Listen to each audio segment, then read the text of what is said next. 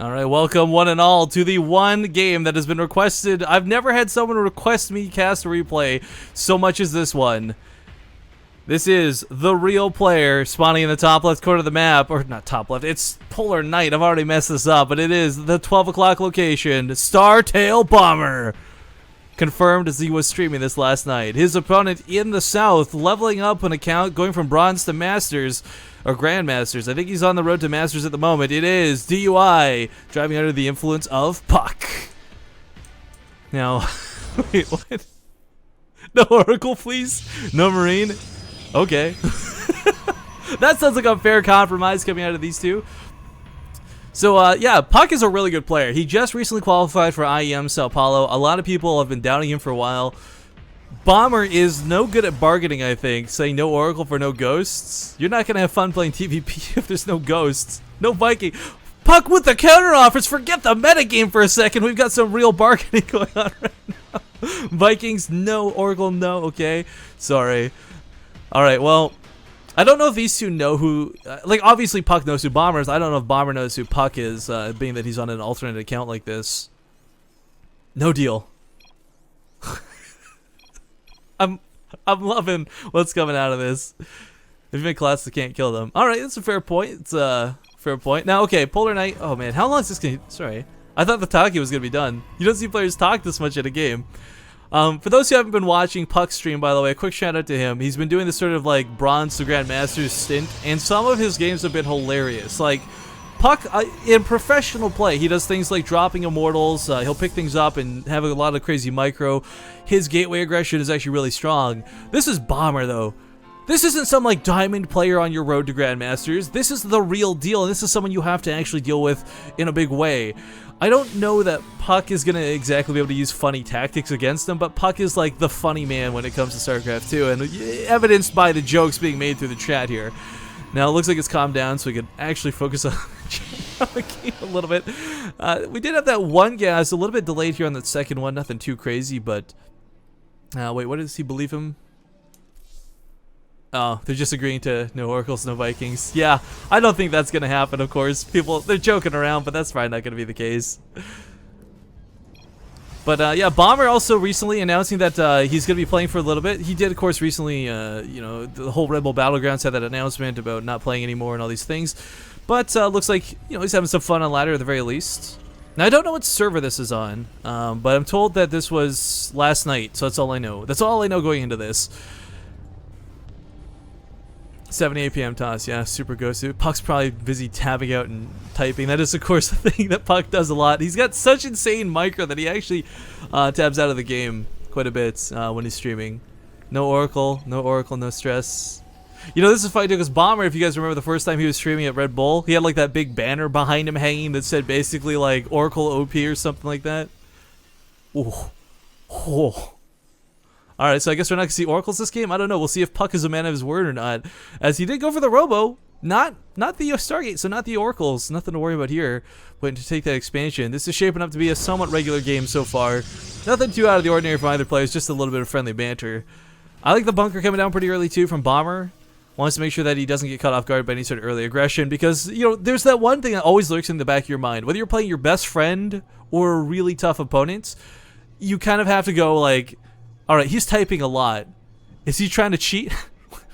Really comfort? I think he's trying to say comfortable, maybe?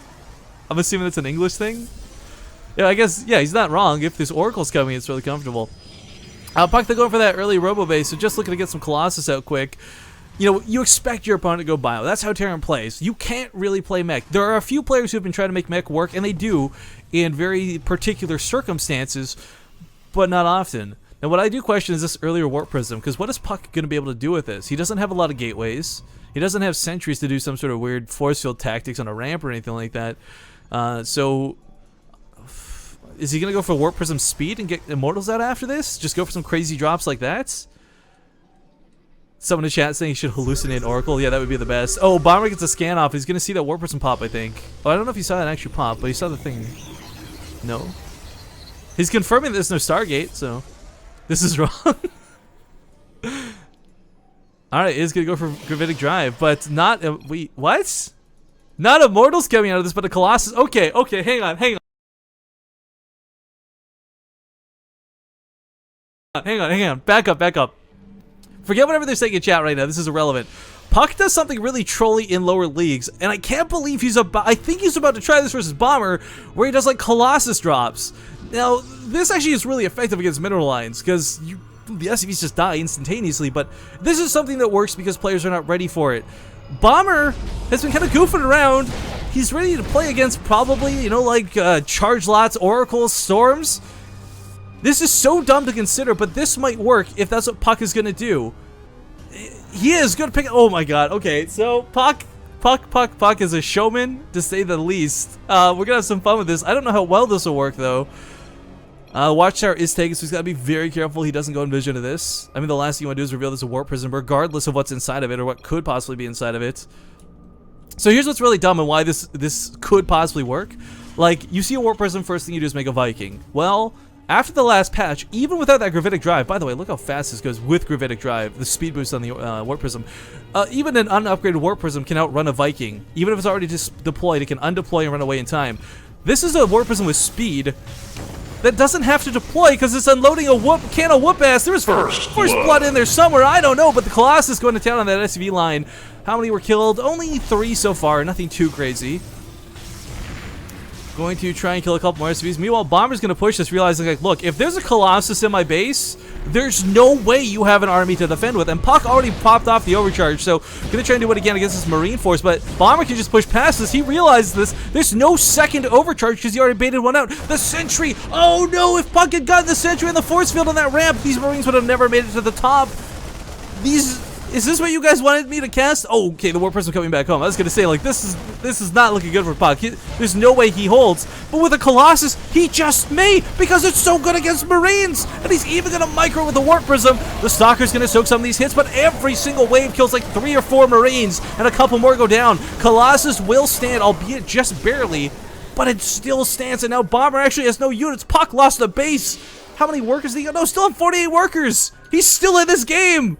I don't understand what's about to happen, but puCK's going aggressive once again with that Colossus, and even without the Warp Prism, you can walk a Colossus back here and shred the mineral lines, and Bomber would have to walk all the way around here just to grab it. So if this is puCK's goal, because that looks like the direction he's heading, this could work out fantastically. Now, the main has not been harmed by this. Remember, Bomber only lost like a couple of workers from that first attack from puCK, but gets right on top of the SCV line once again. Special tactics, ladies and gentlemen, from puCK. He's getting a couple more worker kills, but here come the Marauders, and this is where it gets scary, because puCK has not invested in extended thermal lance. Oh, he did. Never mind, take that back. I didn't even catch that. So he does have extended thermal lance. What the fuck? Exactly my sentiment right now, Bomber. puCK gonna micro this around, means there's no anti-air, there's no Marines, there's no Vikings. He can't chase this down. Bomber gonna adapt some of his own drop play. Looks like he wants to drop a Marauder on top of this. This is really weird to consider that this is even working, using the insane range of this Colossus, plus the high ground vision provided by the Warp Prism. Well, I guess the Colossus gives it too. Dances around this, and look at this, the projectile of the Immortal, or the Marauders, can't even touch the Colossus. He's still getting kills. What is happening? Stardale Bomber versus puCK. This is not the game you expect to see, but this is the game that is in front of us. Now dropping his own Marauders on top of puCK's Colossus, or at least trying to. Look at this pick up and drop play, but laser beams are faster than concussive shells, and as long as puCK doesn't mess this up, he should be okay. 26 Marines, 4 Marauders, and 12 SCVs have died to 1 Colossus so far. How many kills? I gotta click on this thing.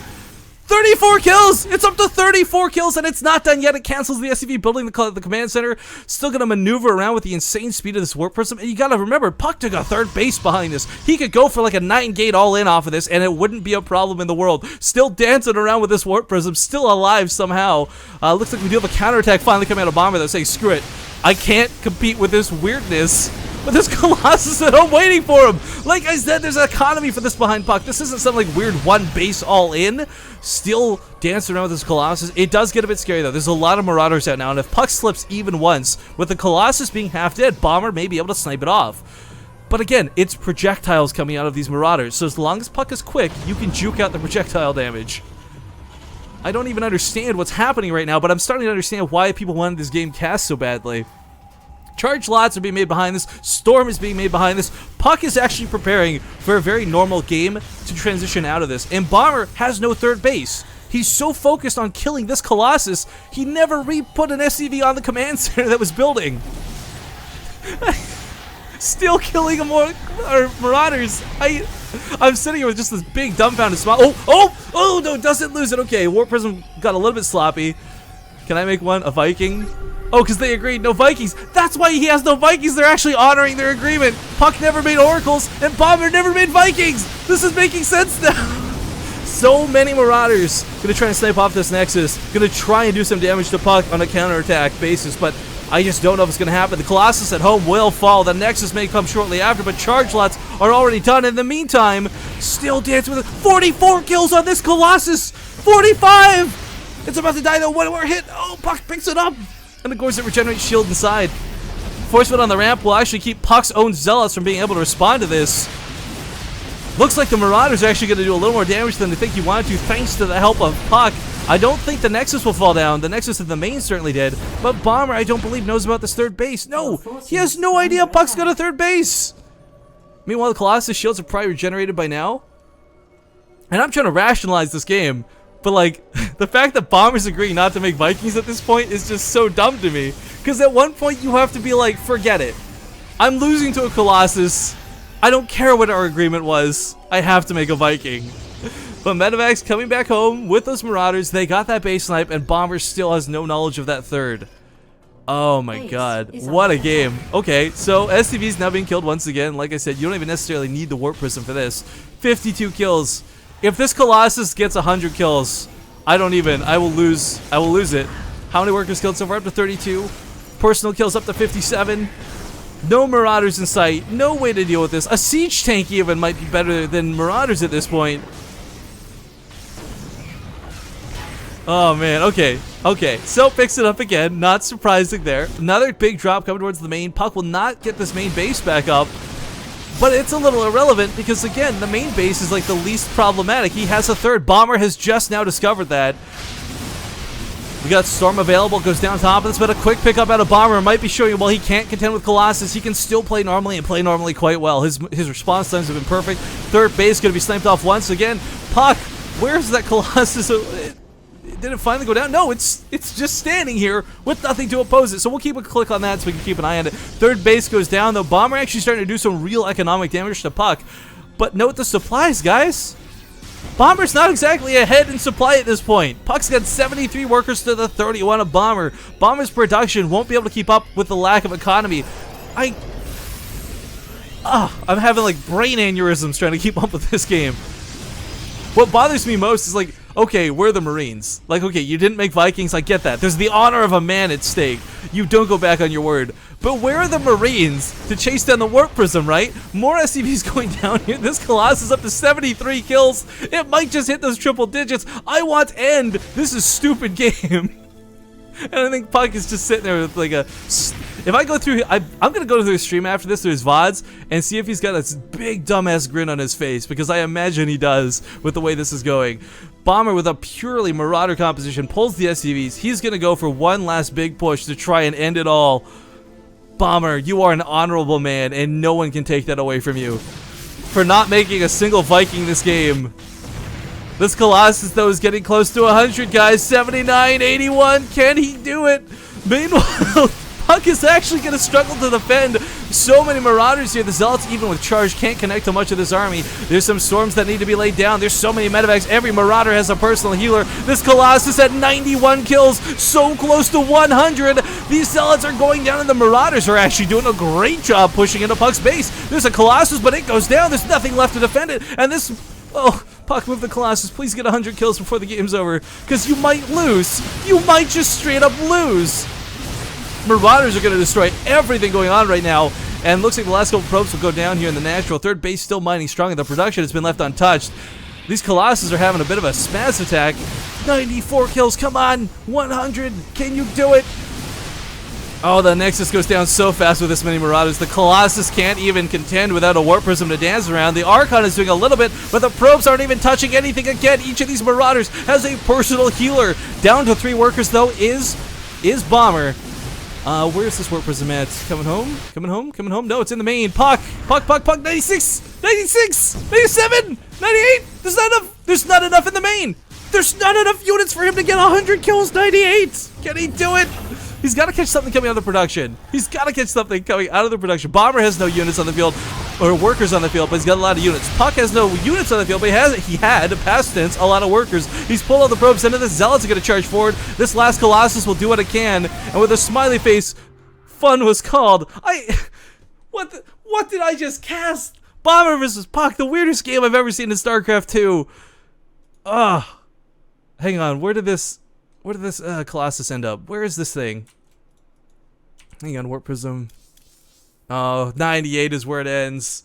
Bomber with the victory. An honorable man obtains an honorable victory. Congratulations to Stardale Bomber. I don't even understand. What did I just cast? That was amazing. That was ridiculous. That was fantastic. But what the